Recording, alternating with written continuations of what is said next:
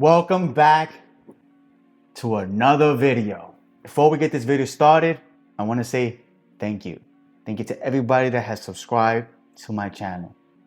Appreciate you all. If you're watching this for the first time, please take the time to subscribe to my channel. Take the time to leave a comment and drop a like. I appreciate you all.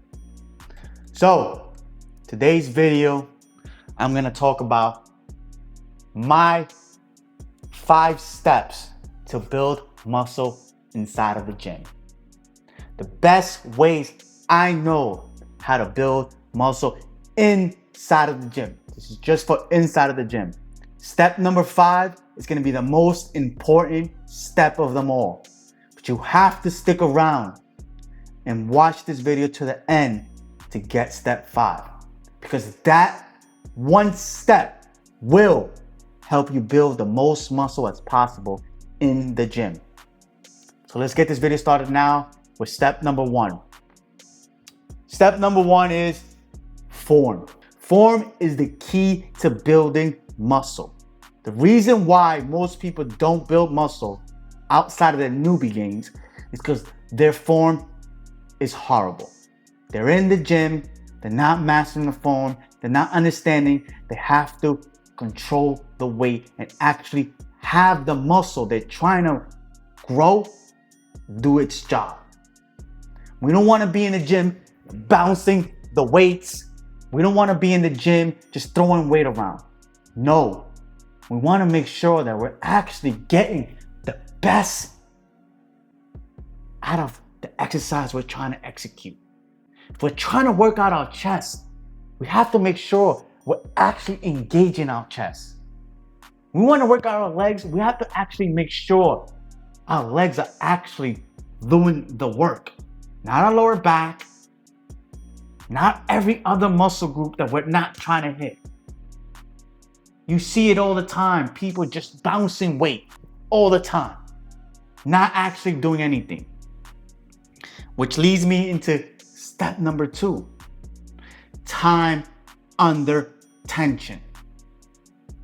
We want to make sure that our sets is lasting anywhere between 30 to at least a minute. That we're actually able to stay and control the weight under that time. That our sets and our reps are not just 1, 2, 3, less than 10 seconds and we're done. No, we actually want to get the full stretch of the muscle. Feel the muscle working, our chest working, and we want to push back up. So we want to hold it, we want to control it. 1, 2, 3. If you do that, that will take you a longer way. Actually making sure that your form is correct. You have time under tension to actually activate the muscles that you're trying to activate. Step number 3, progressive overload. We think that we must go into the gym and lift heavy right away, all the time. But think about this. If you walk into the gym, the first day of the gym, and you put 245 plates on each side, and you are bench pressing, most likely it's gonna be wrong. Most likely you're gonna be using your shoulder. You're gonna be using every other muscle group. Your ass is gonna be off the bench. But let's put it in that perspective. Can you add another 45 on each side? No, right? You slowly have to add increments.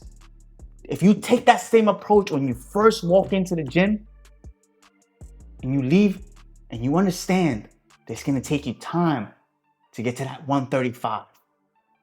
Now you gotta understand that you have to make sure your form is good.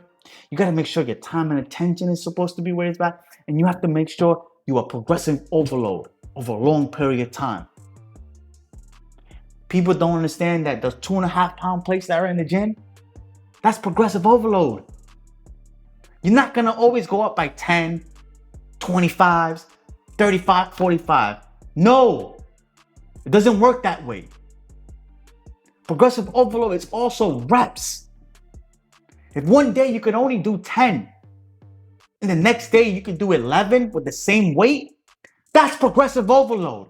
You don't have to just jump onto the next weight because you did 10, but you couldn't get that 11th out. So now you're going to move on to the next. No.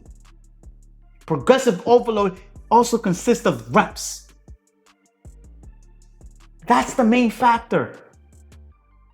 So we've gotten to 3 steps so far.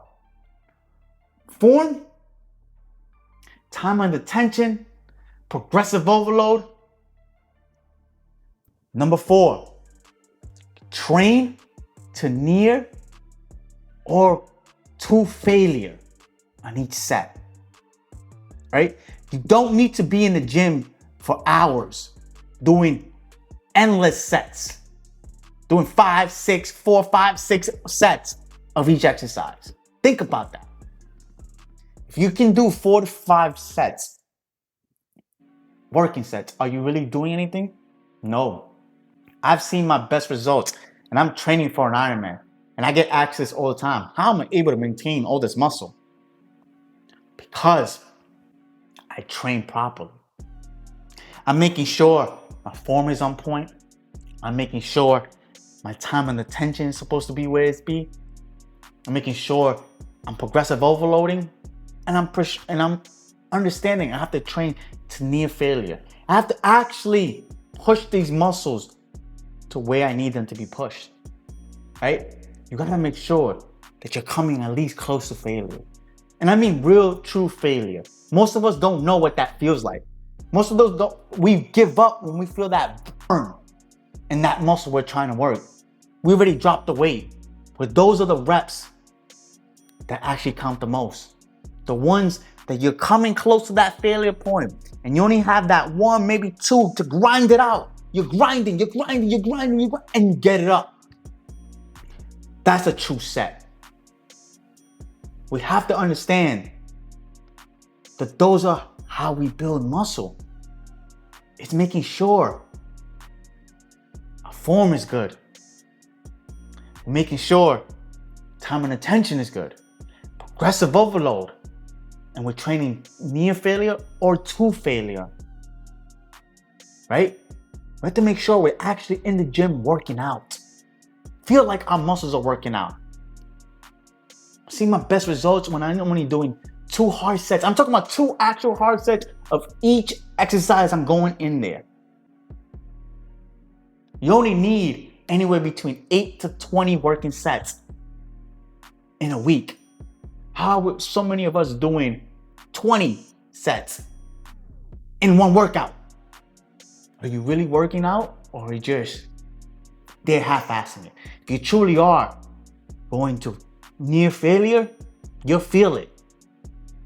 And the last and the most important step, this step changed my life in the gym and outside of the gym. Leave your ego at home.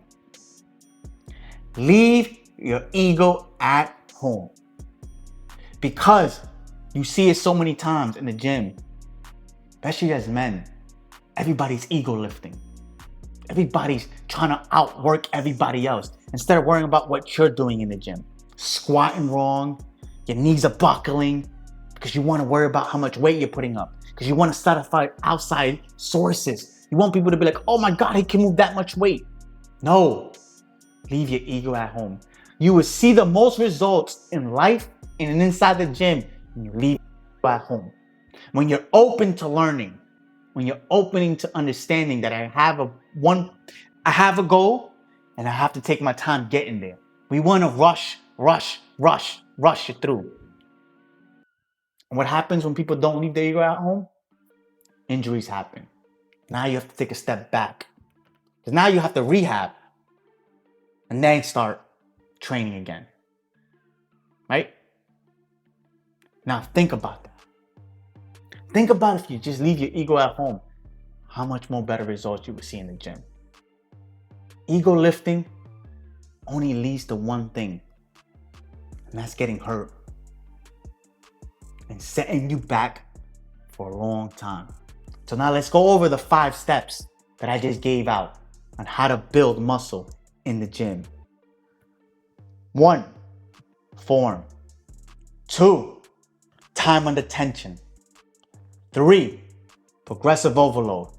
4, training near failure or to failure. And 5, the most important one, leave your ego at the fucking door. If you do all those 5 steps, I guarantee you will see results in the gym.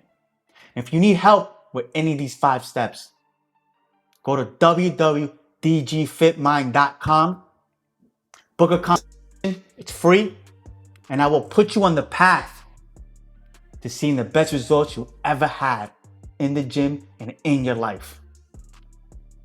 Thank you for subscribing. Thank you for watching. If you're watching this for the first time, take the time to subscribe, leave a like, and drop a comment. Remember, work hard today for a better tomorrow, and I'll see you on the next video.